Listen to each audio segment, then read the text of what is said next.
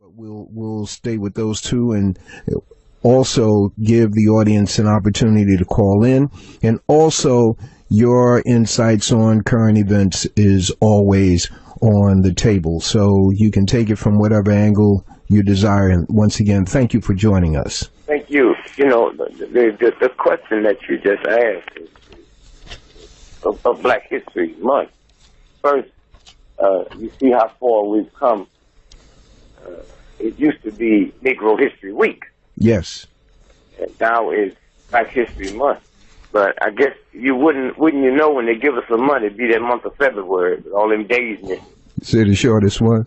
Yeah, I didn't expect no 31 dayer, and I didn't expect a month that starts off with groundhog.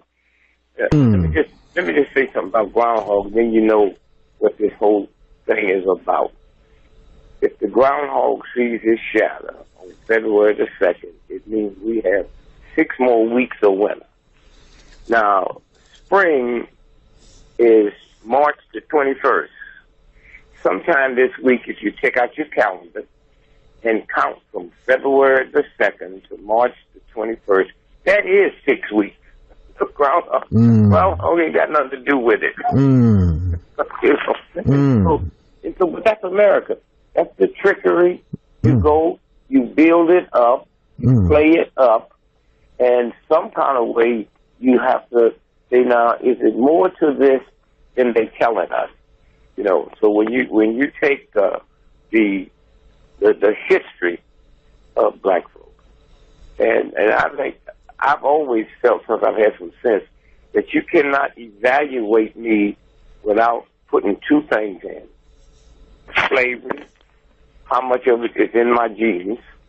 You know, in other words, if you in New York City and you're a first responder and you on your way to a scene and see one of the most incredible scenes, example, the folks at the school in Connecticut. Sandy Hook.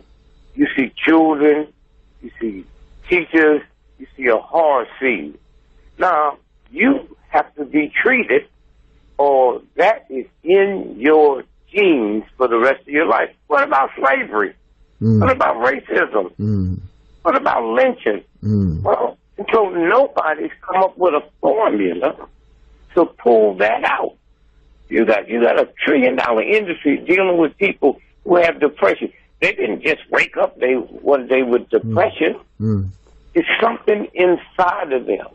You know, you have my daughter, who's the bureau chief for sex crimes and murders, 15 and down in Brooklyn.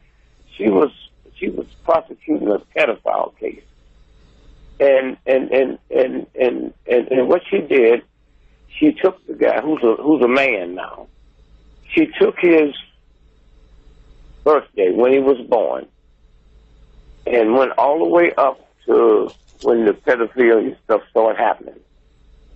And then she took after it happened. Now, the way she won that, they didn't know she was coming this way. The way she won that, she took all of his drug addiction arrests, all of his shoplifting arrests, and couldn't nobody believe. I mean, wow. Why is she coming out with all of this? She's trying to prosecute this other person. And then she said, now here's what I want you to see. Before these incidents happened, he'd never been arrested. He'd never stole nothing. Now look, after this date, what have happened? And she just proved to him what affects you in the long term. So what have affected us in the long term? What is it about us as a people? Because this is transferred. Why do the people from Africa and Ethiopia and the Caribbean come over here and do better than us? Because as poor as they was, they did get to see black folks enjoyed. We didn't. You know, a black person over there has the last word, even if it's coming from Britain. And so consequently, you sit and you look. I mean, a good example is Sam Jackson. Huh? Sam Jackson pulled off one of the greatest acts experienced in the history of Hollywood. He's not even nominated, huh? Mm. And all those black folks that went to see that. And the incredible thing is, most black folks hate Uncle Tom, huh? Mm-hmm. So if you're showing me a movie of some that I have always resented, and I walk out there and say, wow, man, because we see with two different eyes. Mm. And my grandson taught me one thing. The reason you can have the Jewish Holocaust movies and embrace, because America do not take the blame for what Germany did. Mm. They do take the blame, even if they don't want to. They take the blame for slavery. They tolerated it.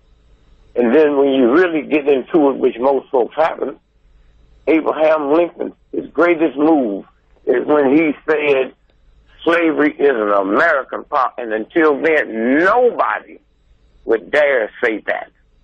And only once it was a Southern problem. And they attacked him. Why? He said, because New York City and Europe makes more money on textile industry in 1 week than the slave owners in the South make in 5 years. Okay? And so now we sit and we look, and people feel bad, and you take credit for the good. I mean, you got African Americans, man. If your son or grandson end up being one of the greatest basketball players in the history of the planet, that's a feel-good thing. Mm-hmm. We feel good race pride, okay? Which pride is a negative. You know, pride in the biblical days, the symbol was a horse. You know, you see a horse press. A horse is the dumbest thing on the planet. A horse is the only live creature that will run into a barn that's on fire, okay? And so pride, that's why the statement, pride before the fall. Right. Take pride in your race, take pride. And so you come up surviving, not surviving for something to eat. You can eat grass. Surviving for this thing that I think is after me, okay? Surviving, running, trying to get my thing together. I don't know which way to go. And then when I blame stuff on people, that's real. I mean, man, look, if somebody just got out of jail for molesting a child, would I pick him as a babysitter? No. Okay, so then I feel the same way in my subconscious mind. I keep looking over my shoulder. I have white work for me as researchers, and when I hire them, I say, now you can't think for me, because white folks are born with 300 years of white privilege. They don't even understand that, huh? And Steve Jackson, Greg, not me. Look, light-complected black folks is born with a privilege, huh? And so the problem is when you have that and you don't know it, okay? And then, but I've been taught to blame everything on me. For instance, when you take the song Amazing Grace, I mean, that's one of the filthiest songs for a black person to sing, because Amazing Grace, that's John Newton. Okay, who was he? He was probably the most vicious slave trader in the history of planet Earth. Now, they had slaves 10,000 years before America was even thought of. And one day he rejected God. He said, you know, no part of that. But he came up in a home where his father was a Methodist minister. And so one day he's out on his boat, his pleasure boat, and this storm comes up where he knows enough about the sea that he's never seen anything like this. And he knew he was going to die. And he fell on his knees because he remembered the days at home. He remembered about repentance. And he fell on his knees and said, God, I am sorry. If you just spare me, I will repent, and I will be a drum major for the horrors of my life and with slavery have done to human beings. And at that point, the storm ceased. And he wrote several books, but he's the one that wrote Amazing Grace. That song was about him. Amazing Grace, how sweet. Thank you for forgiving a wretch like me. And you got black folks sitting in church singing that stuff. Yeah. My mama said she didn't even know what a wretch was. And so, you know, when we compare us to other people, look what the Jews was able to do business. No, they didn't come out of slavery. Okay? Mm-hmm. Don't tell me when I was in the military, I was too young for World War II. But suppose I lost my leg, huh? And suppose you got a loved one in the military, they lose their leg. They are better off now to run a marathon with one leg than I was. Why? Because of technology. Huh? Okay? All of the things. Now, when you take the soldiers, hear me, when you take the soldiers, it's over 2 soldiers a day, and that's a short count, that commit suicide every day. Right. Okay? Every day. The New York Times, Time Magazine finally came out and said 1 a day, and I saw the headline. I thought they was talking about the vitamins.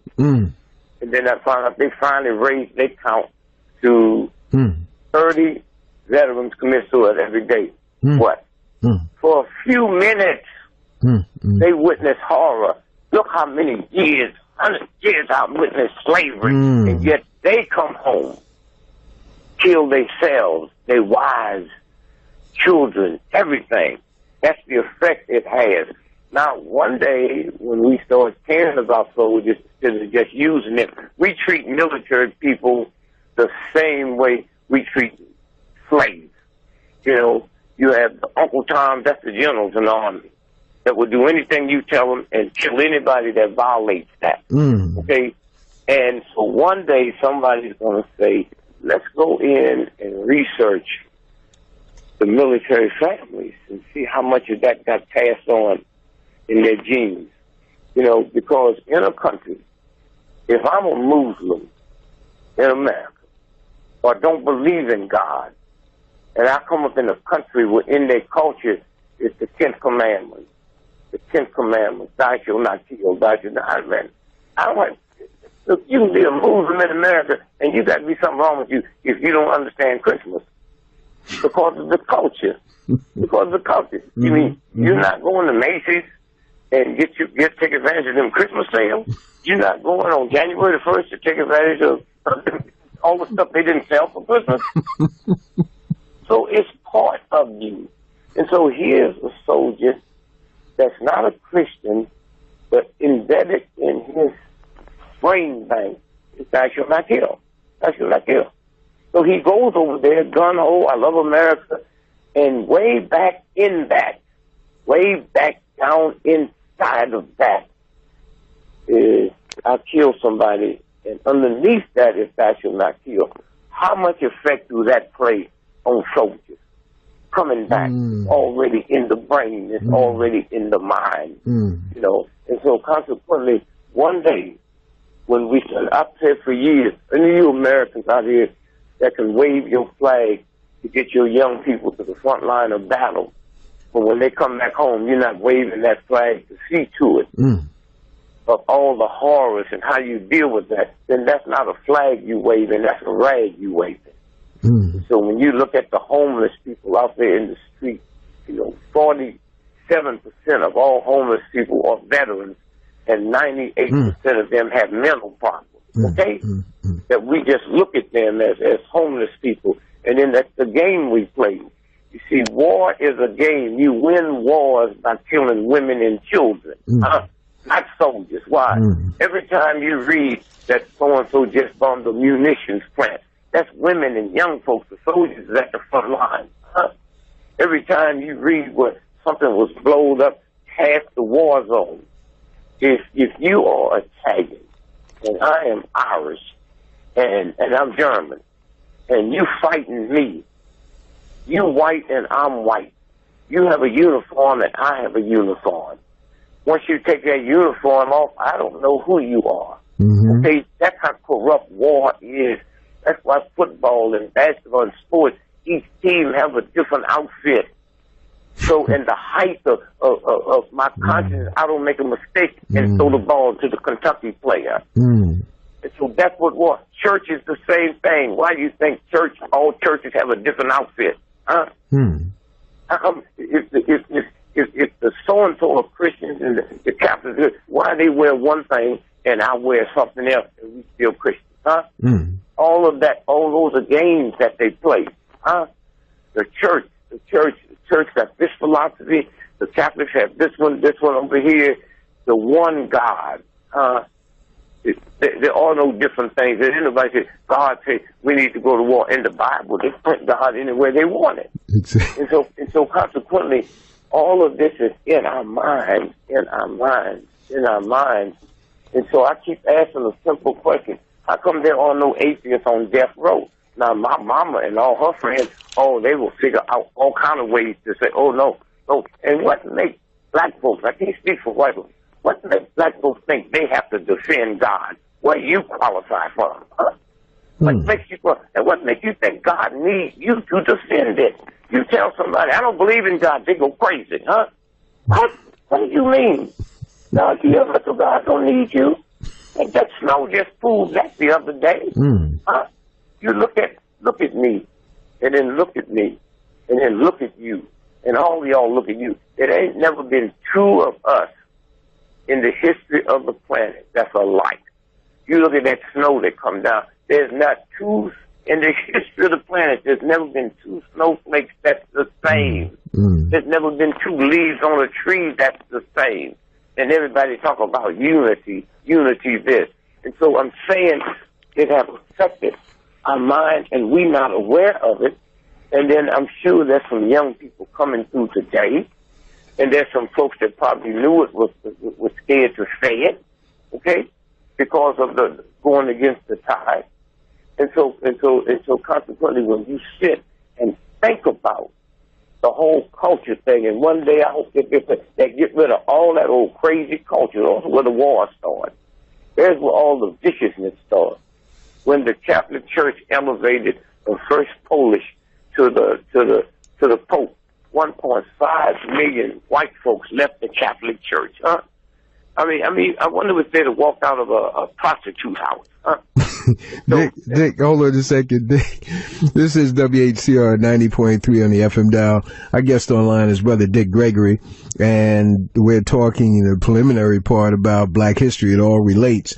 In the beginning, you said, in terms of the history of Black folks, you focus on two things. You said slavery, and you went into the remnants of it, how it's probably and possibly embedded in our DNA, our genes in the current period, and has to be looked at and programmed out. What is the second element that you look at? It's the mind thing, that the fact that nobody has, what is good hair, man? What is good hair? You know, I heard Black folks talking about, even I talked about it, it's part of the culture. She got good hair. Hold it, wait a minute. My hair didn't come from the Chase Manhattan Bank.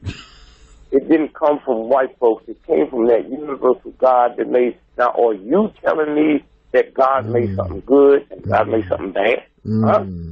Huh? No, I picked that up here. An example of what happened.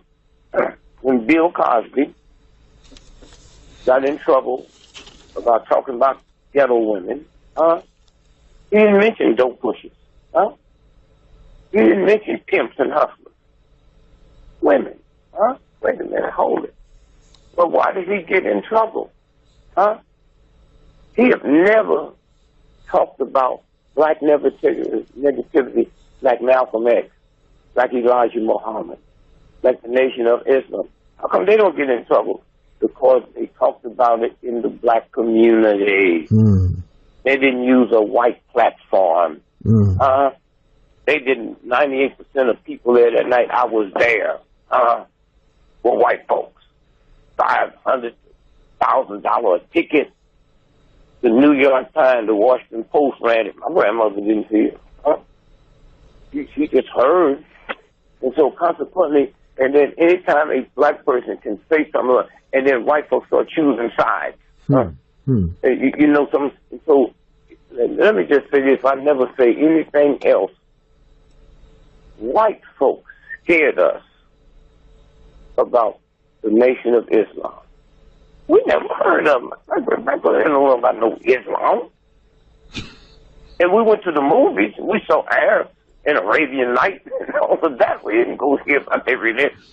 We hear the prayer chant at night. We don't hear nothing else. And then all at once they told us that Malcolm and the Nation of Islam was evil. Evil. Stay away from them. And so, okay, we listened. We stayed away. We would smile at them when we walked past the street because we were scared of them. You know, we'd buy Muhammad's stick because we scared not to buy one.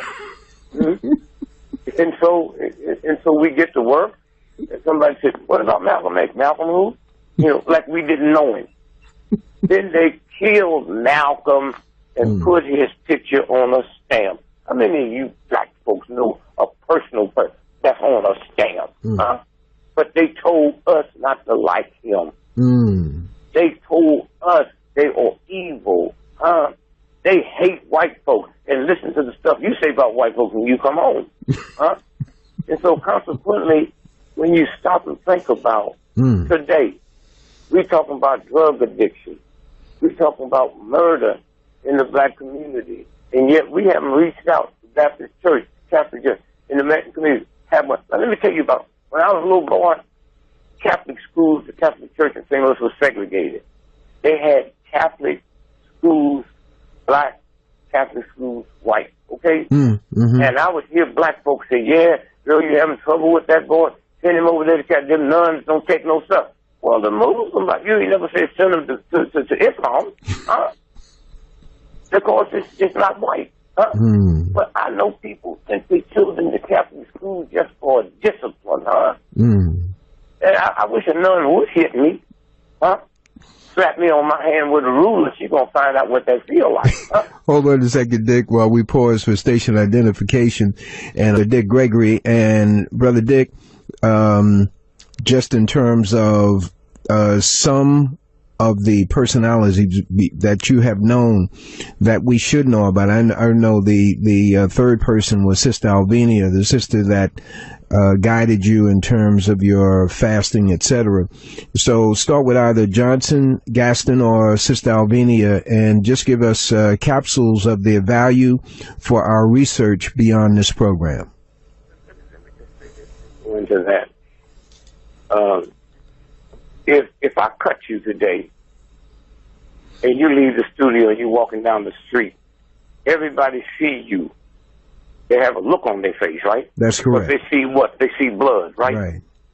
If you see somebody staggering, in the old days, the only people you saw stagger were drunks. But when the last time you seen somebody staggering because of alcohol, right?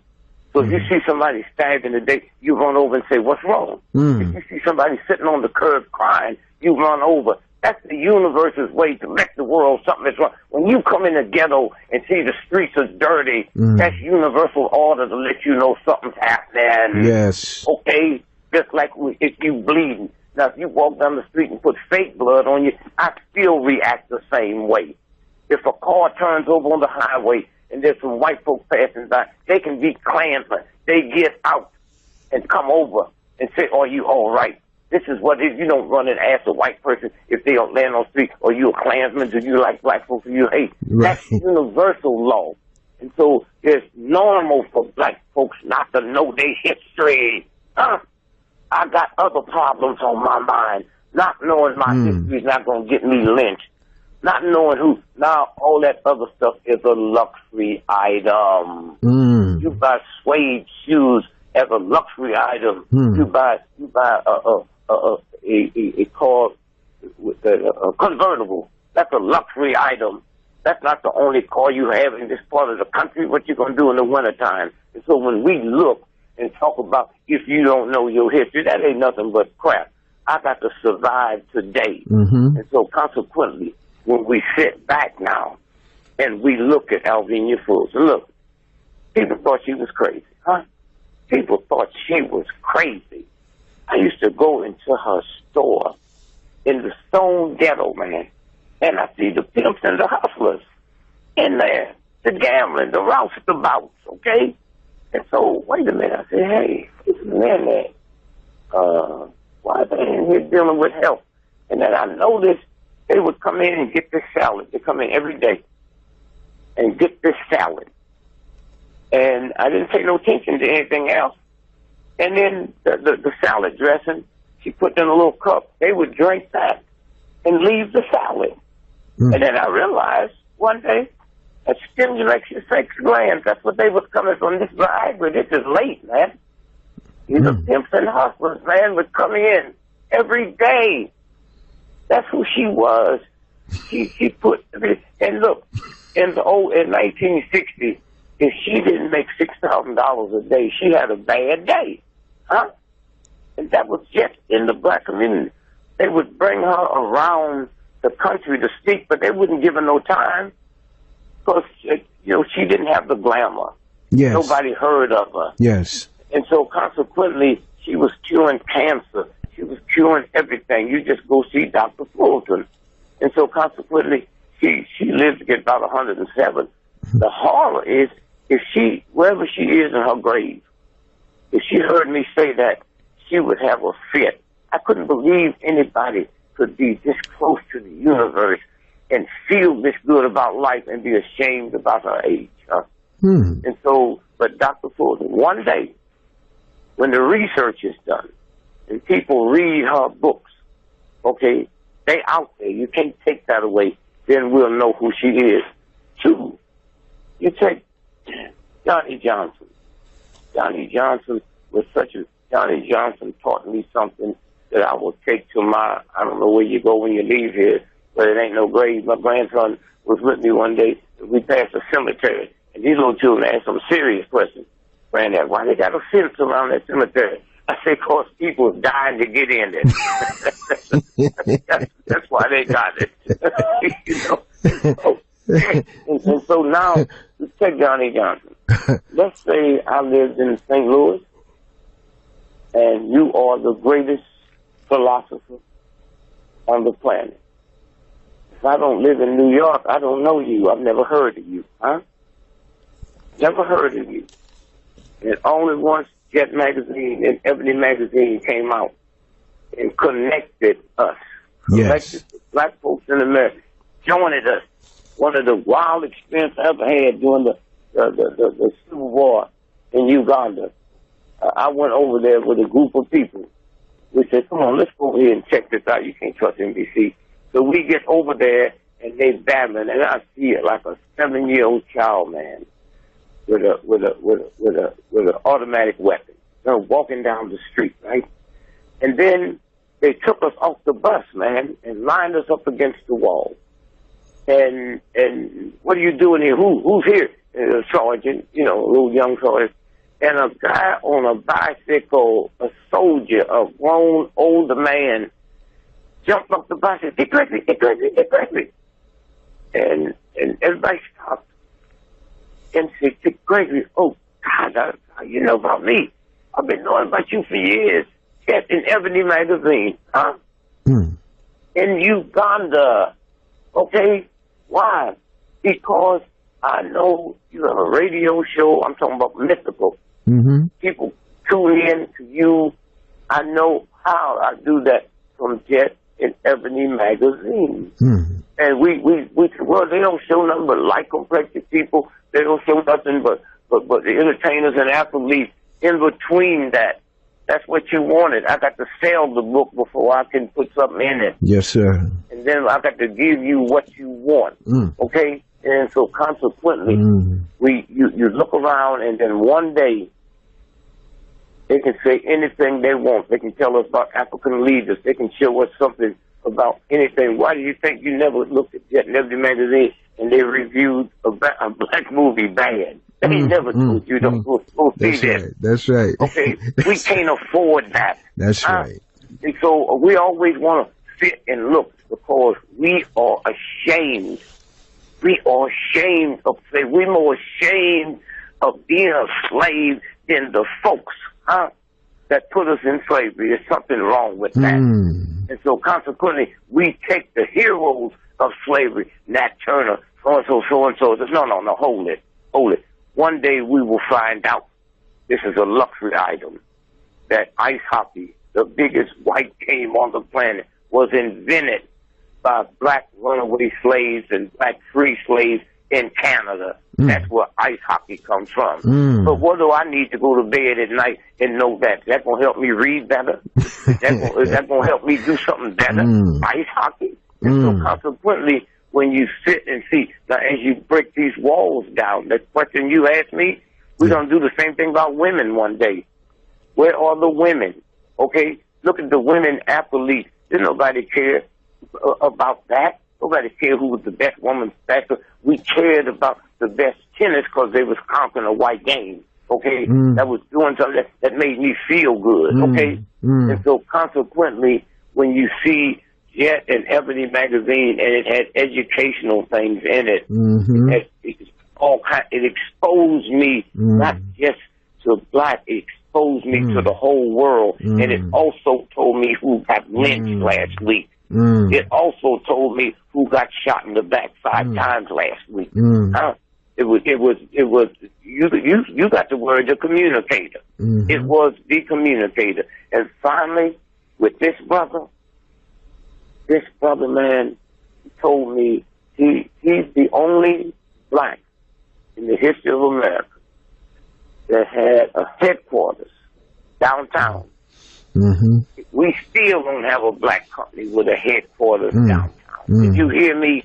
And when he went, he had a white guy go buy the land. Didn't have nothing to do with your money. Y'all sit around here and talk about money this and business this. He had a white guy buy the land. After he bought the land, he went to the bank to finance it. They told him no.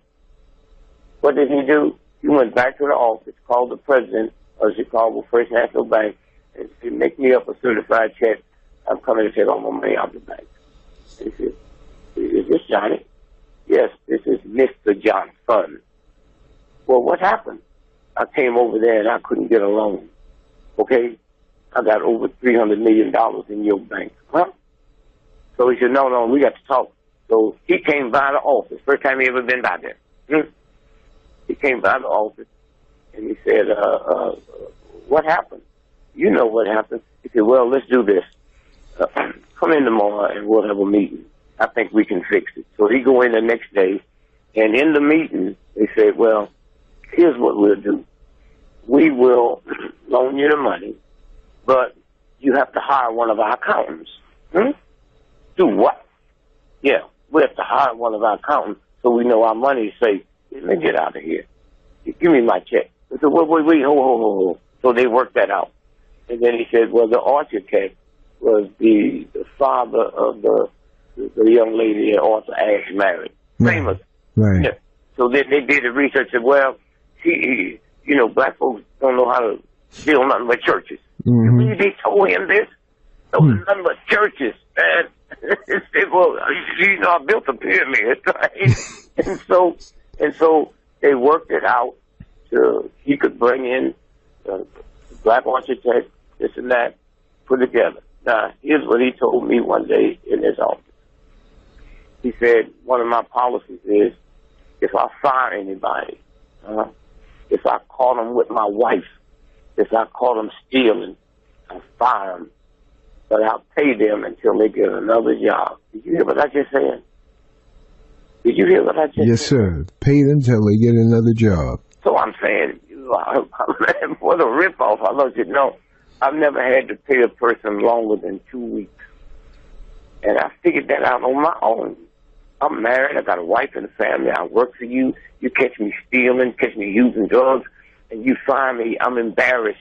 I'm embarrassed with my wife. I got to go home and defend myself, and I start talking all dirty stuff about you, and you ain't no good, and you just because I'm smarter than you. Now I don't have to even tell you I'm fine. My check is coming. Now I can go and apply for another job with a spirit, and that's why he never paid. And when I opened up my company, I set that up as my policy. Okay. Now we go back to the boss man, Gaston. businessman. He functioned within the system, so his business expertise wouldn't work outside of America. Because it's just, I got to take my money to a white bank, and I got to behave myself and know if they stole it, I can't call nobody. Right, right. Who gonna arrest the white banker over stealing money? Oh, he must be selling something illegal, right? He in that, I'm sure he had to loan money to white folks that needed it. See, when we just stopped talking about, little Wall Street, in Oklahoma, what was it? The city was that in? You talking about Tulsa, Oklahoma? Tulsa, Oklahoma. See, what we don't talk about is those black folks in the business circle. They had Chinese, they had Jews, they had Indians, And the real white folks out there was one black brother that was clearing $100,000 profit a week.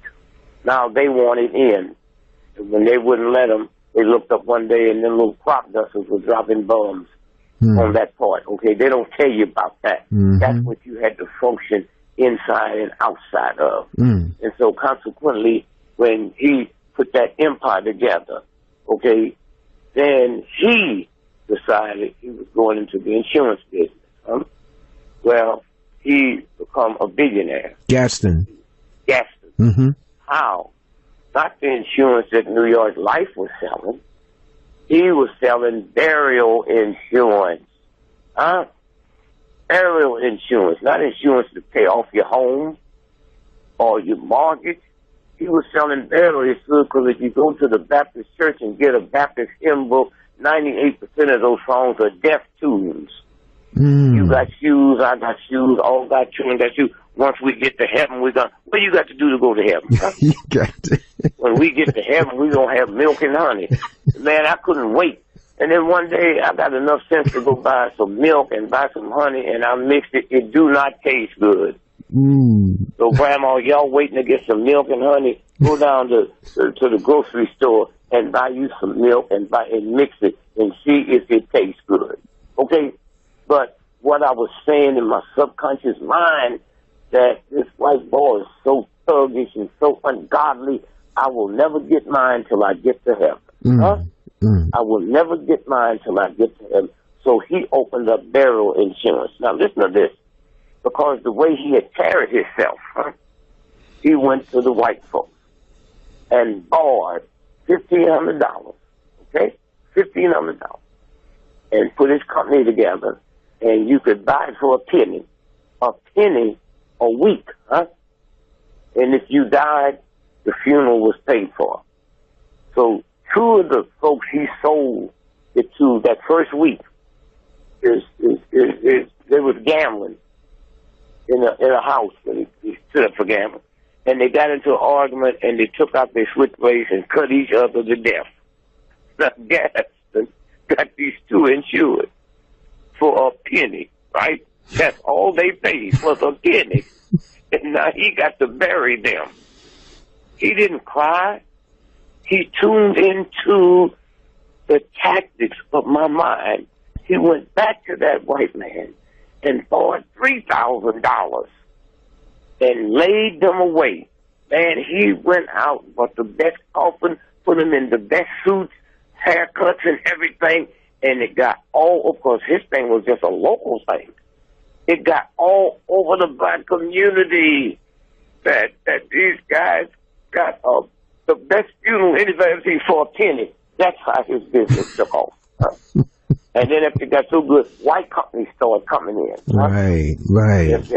And you can go to my old folks' house now, my aunt and them, and look through their stuff, and they got a burial insurance on Richard Gregory. They got a burial insurance on me. So that's what, and then he went into all kinds of things. He got into banking as the thing progressed. And so with you in the industry, when King needed something, while we was waiting for it to come in, Gaston bankrolled it. And so that was him. That was that power.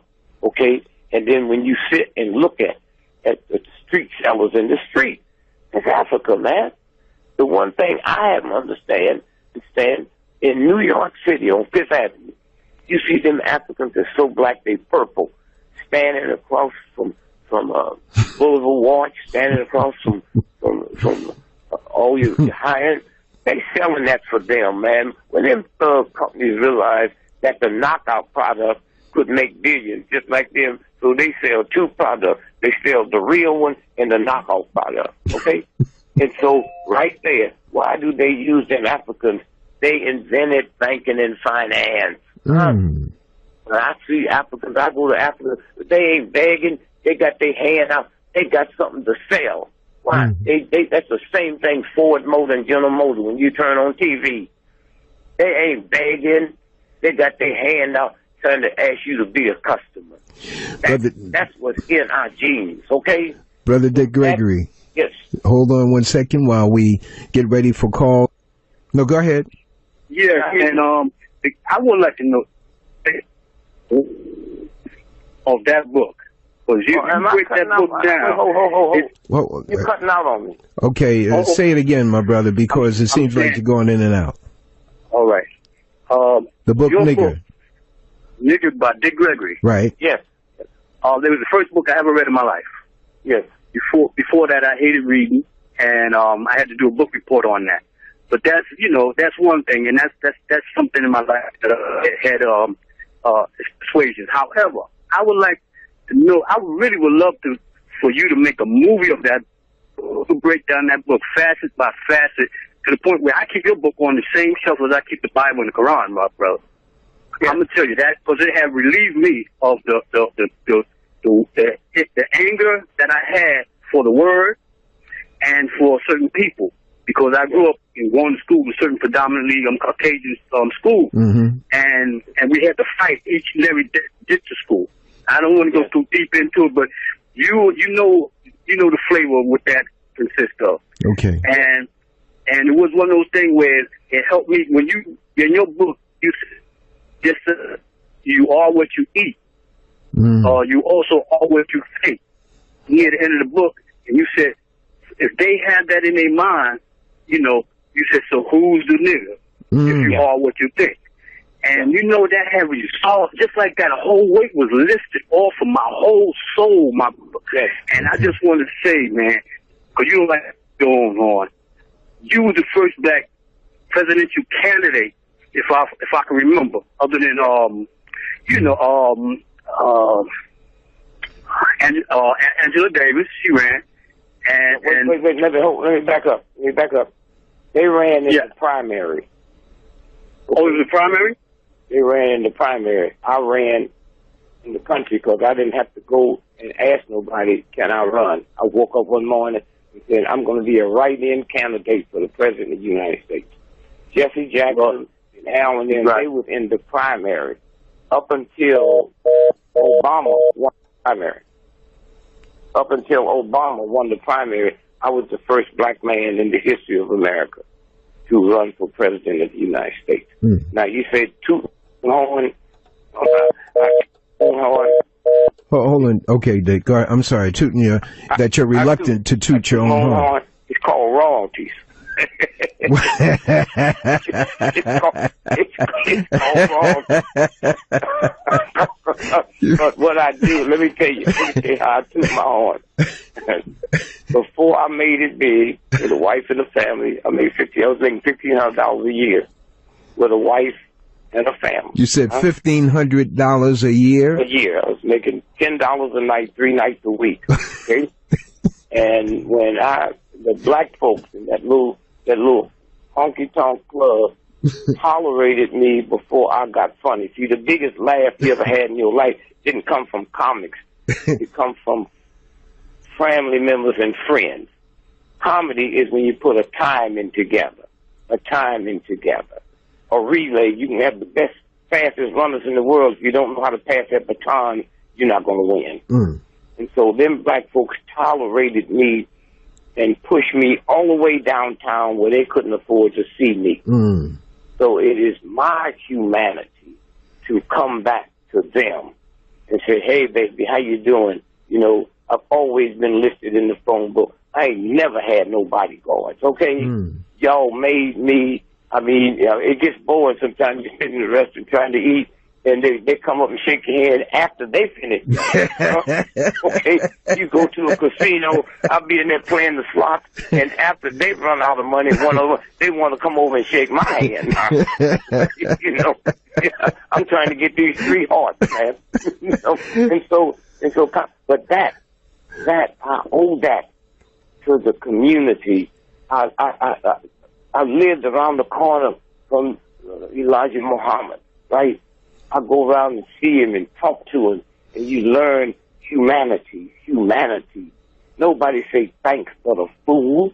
Thank you. You never heard no rich folks say thank you. You ain't never heard Queen Elizabeth say thank you. You haven't looked in the Christian Bible and heard Jesus say thanks. God ain't never told nobody to say thanks. It says humble yourself. Humble yourself. The mob can thank you today and blow your car up 2 blocks after they kiss you. Hold on, Brother Dick. God bless you. Thank you for your call. You're on the Black Air. Yes, brother. Good afternoon. Turn your internet, your radio, whatever in the background down. This is WHCR. Yes, sir. Your question. That better? Yes, sir. Thank God you, bless you. Right. Yes. I'm making to both you brothers. Dick, I'd like for you to talk a little bit about these black athletes, all this stuff. These guys are making millions of dollars. They have so much influence, but yet still they don't have any character based on, like, when in the days with Jim Brown, some sort of black organization among the players. Even if they had a shoelace making factory in the ghetto where they come from and hired black folks to work in a shoelace making factory and wore the shoelaces, it would do more for the community than what they're doing now with making these millions of dollars. Now you got LeVon James, he crying because he made $60 million a year, and that's not enough. But by the reality is, he done made $60 billion for the daggone state that he's playing in. So that's your question? Yes, sir, brother. Okay. And I'll hang up and listen. Thank you. Brother D.Gregory. That's our fault. You know, what are athletes? They entertainment. They're 5 degrees higher than pimps. Huh? They've been doing, them athletes been doing that since they were 5 years old. They not business people. When have you heard Jewish people get on the radio and talk about Jewish athletes? You need to do this. They are not business people. All I want an athlete to do is take that ball and outrun God. I don't need them. You don't go to no damn athlete for your brain surgery. We need them because we need a good feeling inside of us. But let me tell you, when Oprah Winfrey signs $100 million check, the agents and stuff is 40% off the top. That's before taxes, okay? Y'all hear the glamour part, but you don't hear the filth. The entertainer and athlete in the business in America, if you took Hitler and them Nazis and multiplied them by 10 billion trillion times, you can't equal one entertainment industry. Why do you think they all end up broke? Most of them is uneducated, and those that are educated pass them through school just so they can keep playing football. So that's what you're dealing with, and that's what you're going to put your hopes on. These folks I just mentioned to you, they didn't talk about athletes, but Johnny Johnson, they put a plan together. They know more about the black community and how to sell than athletes do, because once they get to be good athletes, they move them from the black community. And so when they get out there, they take their homeboys and open up a little T-shirt trades. Or if the homeboy can't handle that fast pace, they separate us, okay? Do you know how long it was before a black person? I just told you what happened with Johnny Johnson. He had to get a white dude to go in and buy the land downtown to build his building, okay? And so we still sitting here praising athletes. You got a handful. There's more of you all listening to this show today that have done more for the humanities than 99% of all the athletes and entertainers in America put together. And you'll know when we have won, when we look to somebody else, you know, as something other than an athlete and an entertainer. Let me tell you something about professional sports. Professional athletes' life expectancy is 54 years of age. Winos live longer than that. They shoot them up with dope. They shoot them up with drugs for the pain.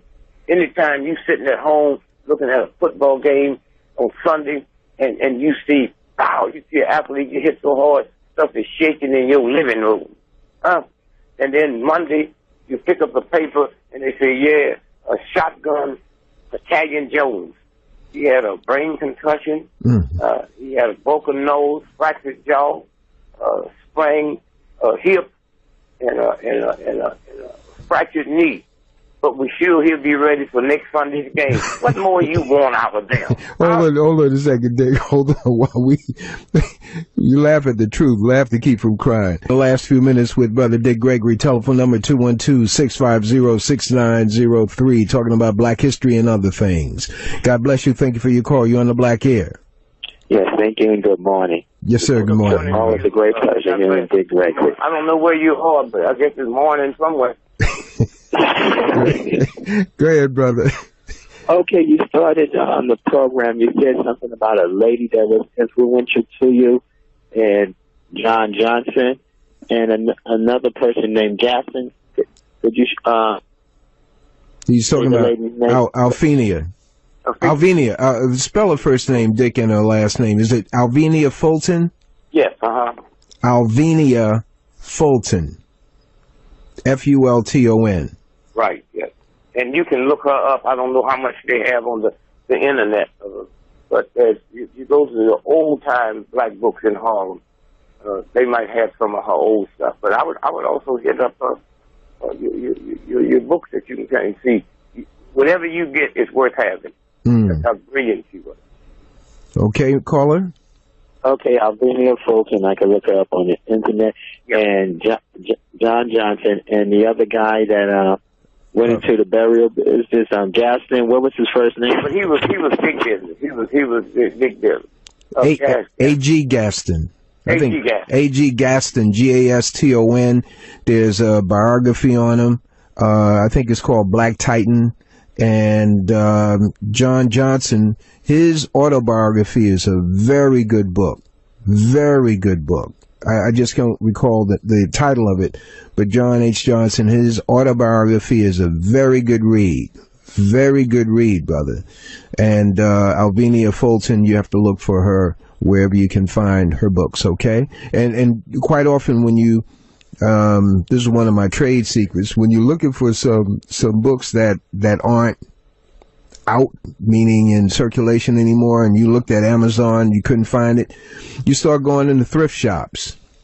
Yeah, right. Look through those books, and I always recommend get the oldest dictionary that you can find out of one of those thrift shops. They give you a whole lot more than some of the watered down dictionaries today. Okay, right. My brother?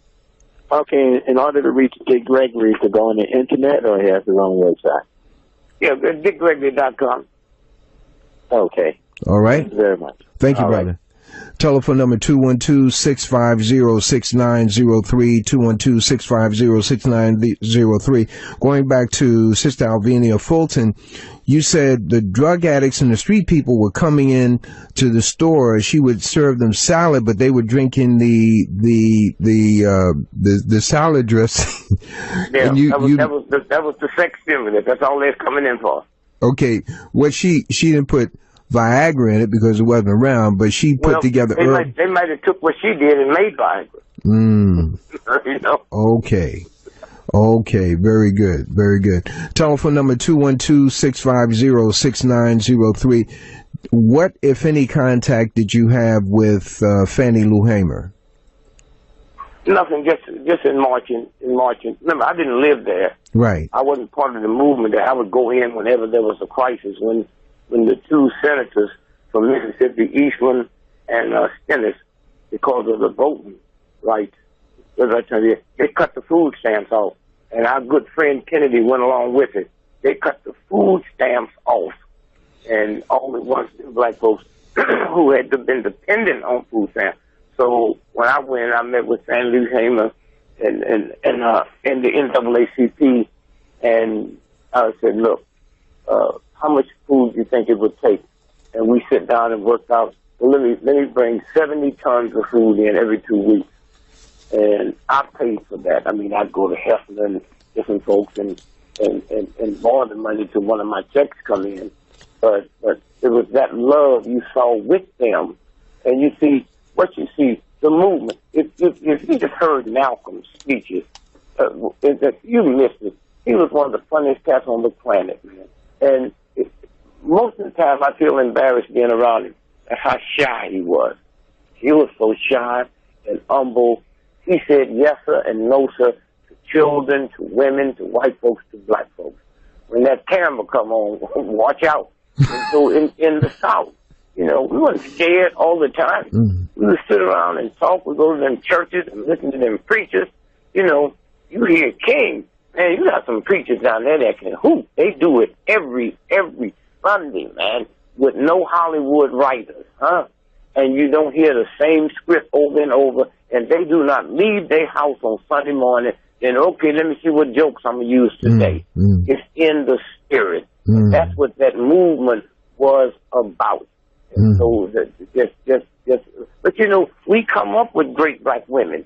You know, we let white folks pull a couple out the hat for us, but we come up with great black women. I mean, we know about the ones they want us to know about after they dead, okay? And so when you look at Rosa Parks, I mean, her daddy was mean and bitter because he wanted to be a Garvey Knight. But Marcus Garvey said, if you yell, you cannot come in here. Just said, so he stood out on his porch every night with his double-barrel shotgun and dared somebody to mess with his house. You had a black guy in some little bitty town in Mississippi. The Ku Klux Klan ran up on his porch with torches to burn his house down. He shot both of them dead, okay? Now, here's the sad part. All at once, because of the movement, they couldn't just come and kill him, take him out of jail and kill him because the Justice Department was watching sometime. And so they negotiated a deal. They said, if you plead guilty to the lesser and you give him 18 months in jail with 6 of that suspended. Now, you couldn't do that outright because you would lose because the white folks had to vote for you. But they engineered that. So he went to jail. And the first night he was in jail, the next night his wife died. Why? They had been married for like almost 75 years. She was 13 when he married her. He was 15. Okay? They had never spent a night away from each other. Wow. Did you hear me? They had never spent a night. You know, when it's a vacation, you don't go on no vacation. You ain't got no job where you have to travel. Every one of those nights, they were together, and all at once, here's a night, he is not there, and she died. That's the struggle.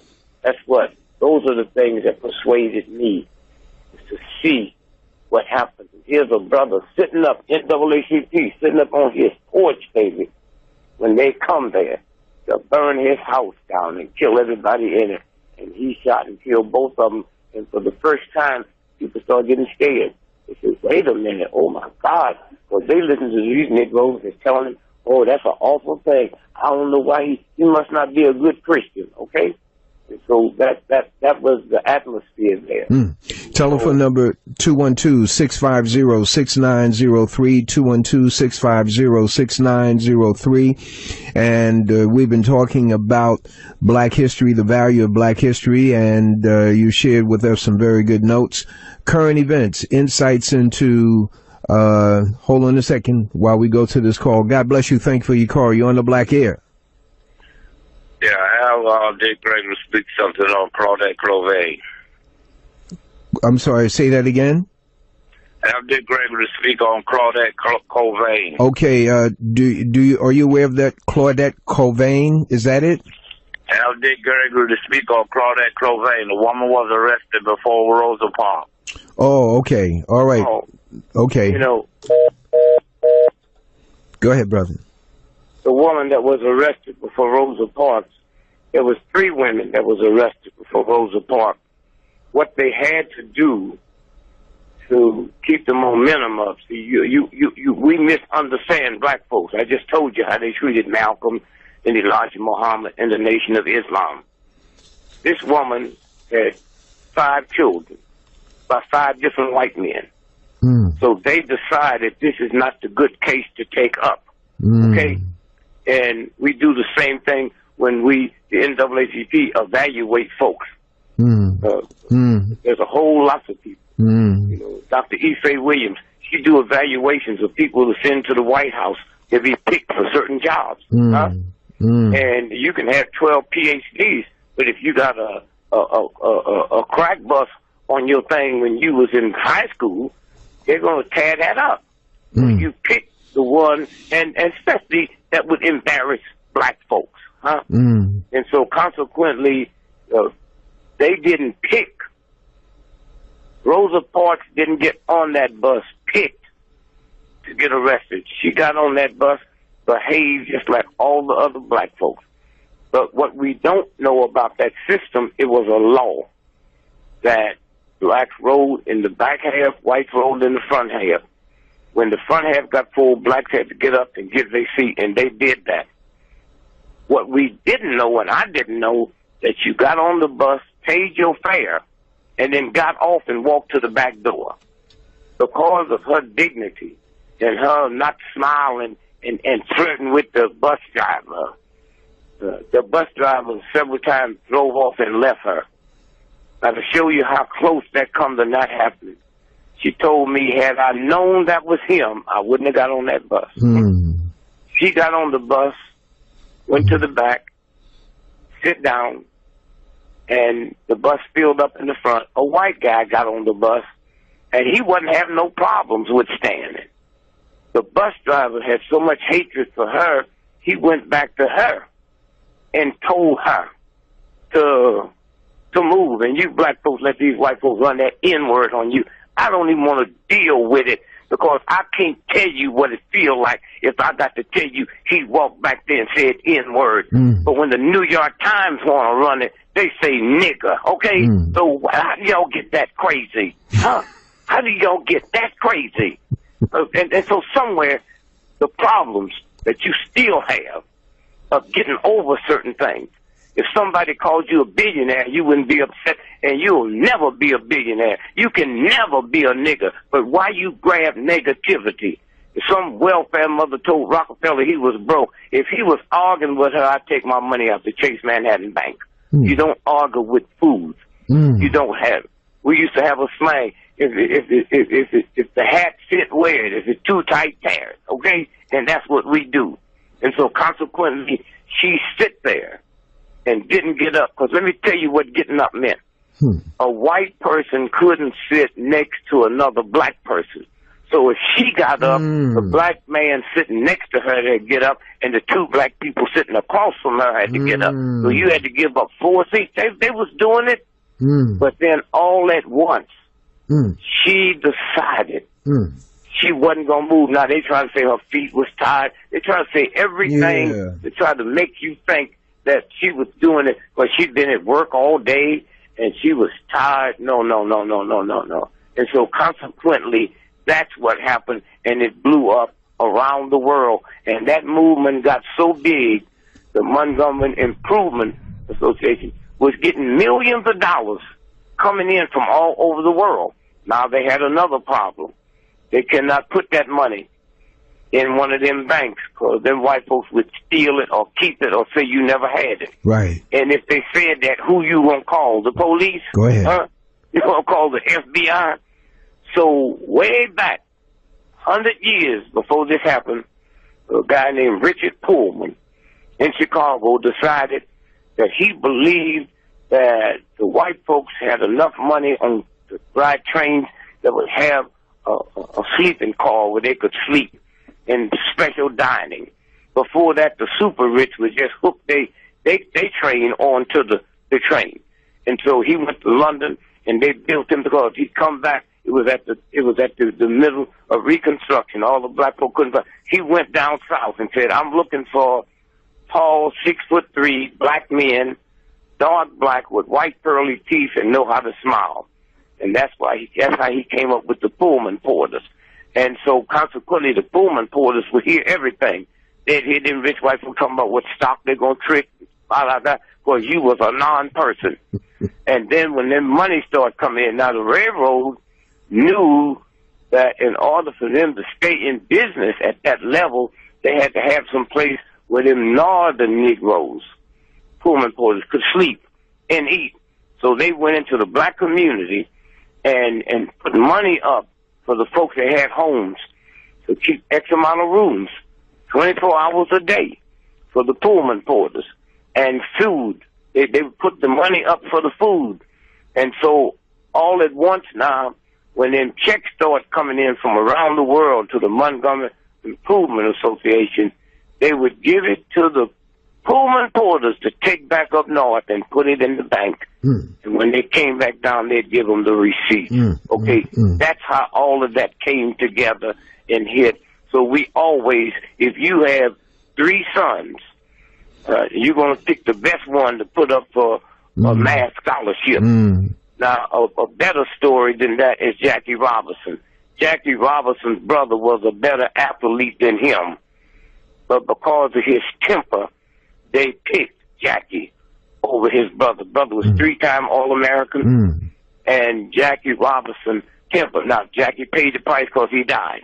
Sugar diabetes. That's what, when you hold that anger and hatred and bitter inside of you, it causes death. You start going blind and all of that. But they picked the best one to move this thing forward. Thank you, brother. Brother Dick Gregory, I want to thank you very much. And we got 1 minute for you to share with us something regarding health, some health tip that we can pursue.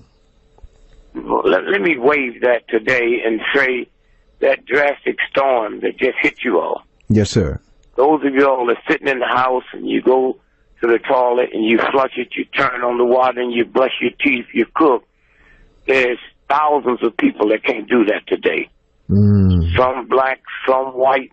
It's a universal crisis when you cannot do the normal things you can do. There's no light. You know, where I live, my family, they got all kinds of stuff stacked in the house, you know. But there's people that don't have money. They knew it was coming. They couldn't run to Safeway or to the drugstore to load up on stuff. And as horrible as it sounds, think about them alcoholics and them drug addicts, huh? They not the problem that can't get to it, okay? And they're going through all them changes today. It wasn't just some snow that fell. It's some human people that's suffering. And just send a little meditation out to them. There's people with money. In Houston was so bad, if you had money, you couldn't spend it. And when the lights go out, your credit card don't work. And if you got cash, the cash register don't open up because it's worked by electric.